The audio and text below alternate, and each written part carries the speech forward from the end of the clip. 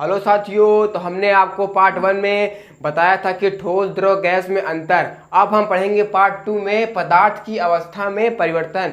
मतलब कि जो परिवर्तन मतलब जो हम पदार्थ की अवस्था में हम परिवर्तन ला सकते हैं नहीं, मतलब जो पदार्थ है उसकी अवस्था में हम चेंज कर सकते हैं नहीं, बदलाव आप लोग भी चेंज करते हैं लेकिन आपको पता नहीं है। जैसे अब पानी है, जब आप उसको रखते हैं फ्रिज में ठंडा होने के लिए तो वो पानी बर्फ बन जाता है। तो जब उस बर्फ को हम जब गलाएंगे तो वो फिर से बन जाएगा पानी। तो वो हमारा ठोस सा बर्फ है, जब ठोस से हमने उससे गलाया तो वो बन गया पानी। तो यही हमारा है परिवर्तन, जिसे हम गलनांक कहते हैं। मतलब जब भी पदार्थ की अवस्था में परिवर्तन होगा तो क्या क्या परिवर्तन होगा पहले हम वो समझेंगे। जब भी पदार्थ की अवस्था में परिवर्तन होगा तो मुख्यतः उनके कणों के बीच की जो दूरी होती है, मतलब जो पदार्थ के कण होते हैं उनके बीच की जो दूरी होगी उसमें परिवर्तन होगा। और जो पदार्थ के कणों की जो ऊर्जा होती है, मतलब ऊर्जा और पदार्थों की दूरी, इन दोनों में भी परिवर्तन होगा। और उसके स्थिति में मतलब 3 चीज में होगा परिवर्तन, पदार्थ के कण की दूरी और कणों की ऊर्जा में और उसके स्थिति में, मतलब 3 चीजों में ही परिवर्तन होगा। तो हम पहला देखेंगे, पहला हमारा है गलनांक।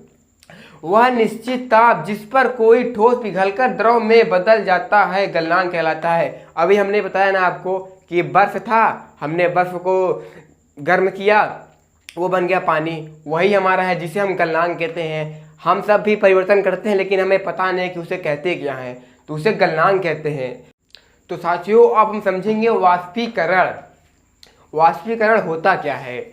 वह प्रक्रिया जिसमें वाष्प को ठंडा करने पर द्रव में बदल जाता है वाष्पीकरण कहलाता है। वाष्प मतलब जो भाप होता है ना, जब आप पानी गर्म करेंगे तो उसमें से जो भाप निकलता है, उसी भाप को जब हम ठंडा करेंगे तो किसने बदलेगा? द्रव में। जब उस भाप को हम किसी बर्तन में अगर ले लेंगे, लगा कर रख लिए, उसको हम रख दिए फ्रिज में, तो वो हमारा ठंडा हो जाएगा तो बदल जाएगा द्रव में। अगर उसको हम और ठंडा करेंगे तो वो बदल जाएगा ठोस में। तो अब दूसरा है हमारा संगलन। वह प्रक्रिया जिसमें द्रव को ठंडा करने पर ठोस में बदल जाता है संगलन कहलाता है। मतलब यहाँ पर जो है द्रव को ठंडा करने पर किसने बदला है? ठोस में। हम पढ़े थे इसके पहले गलनांक, गलनांक को ठोस को गर्म किया था तब बदला था द्रव में, और यहाँ उल्टा कर दिया है, द्रव को ठंडा किया है तब बदल गया संगलन ठोस में, जिसे हम संगलन कहते हैं। तो साथियों अब हम समझेंगे ऊर्ध्वपातन। ऊर्ध्वपातन की क्रिया में क्या होता है? कुछ ठोस पदार्थ ऐसे होते हैं जो तेजी से गर्म करने पर बिना द्रव अवस्था के सीधे गैस अवस्था में बदल जाता है, तो वह ऊर्ध्वपातन कहलाता है। मतलब जैसे आपने भी जो कपूर तो कभी जलाया होगा, अगरबत्ती भी जलाई होगी, पूजा भी किए होंगे, और जो अमोनिया की गोली होती है जो बदबू को दूर करने में किया जाता है वो भी। मतलब जो कुछ ठोस पदार्थ ऐसे होते हैं जो तेजी से जब गर्म करेंगे तो वो द्रव अवस्था में नहीं आएगा, सीधे गैस अवस्था में चला जाएगा। जैसे हमने बताया ना कपूर, जब हम कपूर को जब जलाएंगे तो वो द्रव अवस्था में थोड़ी आएगा, वो बहेगा थोड़ी, वो सीधा गैस बनकर उड़ जाएगा। और जो हमने बताया अगरबत्ती, अगरबत्ती भी जब हम उसको गर्म करेंगे तेजी से, वो भी सीधा गैस अवस्था में बदल के उड़ जाएगी, वो बहेगी थोड़ी ना, वो सीधा उड़ जाएगी गैस बनकर। फिर हमने बताया अमोनिया की गोली, वो भी रहती है ठोस लेकिन वो धीरे धीरे वो गैस बनकर उड़ जाती है। तो ये इसके उसे हम ऊर्ध्वपातन कहते हैं। तो अब है हमारा संघनन।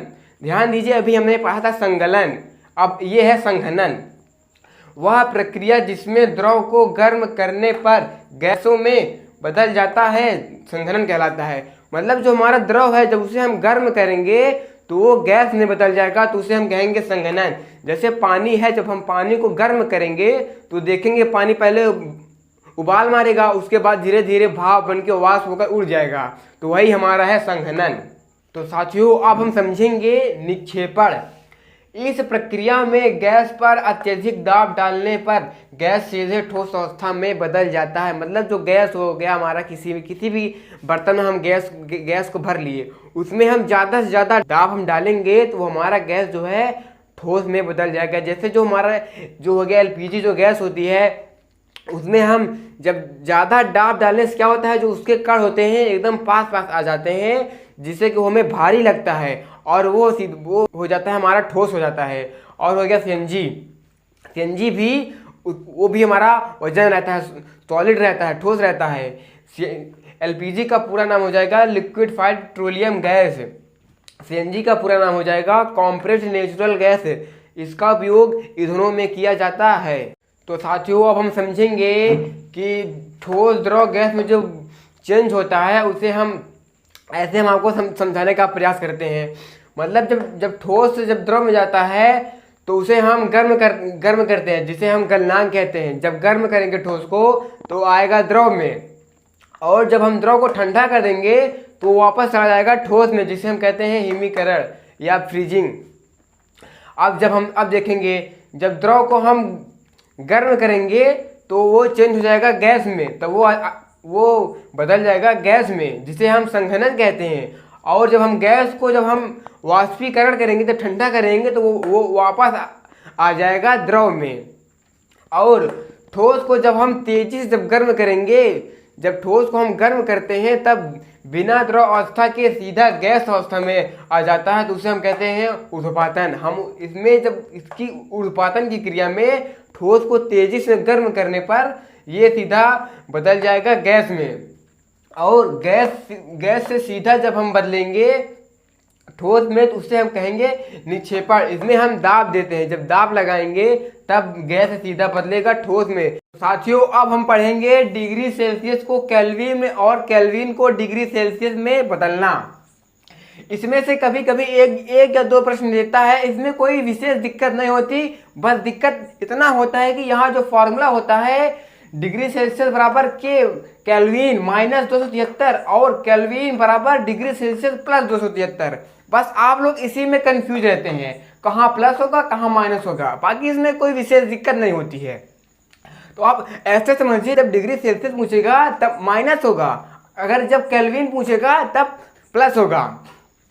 जैसे यहाँ देखिए सवाल दिया है 293 केल्विन को डिग्री सेल्सियस में बदलिए। यहाँ पर केल्विन दिया है, हमें डिग्री सेल्सियस में बदलना है, तो हमने यहाँ पर फॉर्मूला लगाया डिग्री सेल्सियस बराबर केल्विन माइनस 273। तो हमने डिग्री सेल्सियस बराबर केल्विन का मान रखा माइनस 273 कर दिए, ये हमारा आंसर आ गया 20 डिग्री सेल्सियस। यहाँ देखिए 100 डिग्री सेल्सियस को केल्विन में बदलना है, तो केल्विन बराबर होता है डिग्री सेल्सियस प्लस 273। यहाँ माइनस यहाँ प्लस, केल्विन बराबर डिग्री सेल्सियस प्लस 273। हमने यहाँ पर मान रखा, केल्विन का मान आ गया 373 केल्विन। ये सवाल ज़्यादा कोई कठिन नहीं है, बस इसमें दिक्कत यही होता है कि आप यहाँ पर फॉर्मूला में आप प्लस या माइनस की गलती करते हैं, बस हो गया, बाकी इसमें कोई विशेष दिक्कत नहीं आती है। और इसमें से परीक्षा में एक या दो प्रश्न पूछता है, ज़्यादा इसमें से नहीं पूछता। तो मुझे उम्मीद है कि आप लोगों को ये वीडियो समझ में आई होगी, क्योंकि ये चैप्टर आज यहीं से समाप्त होता है।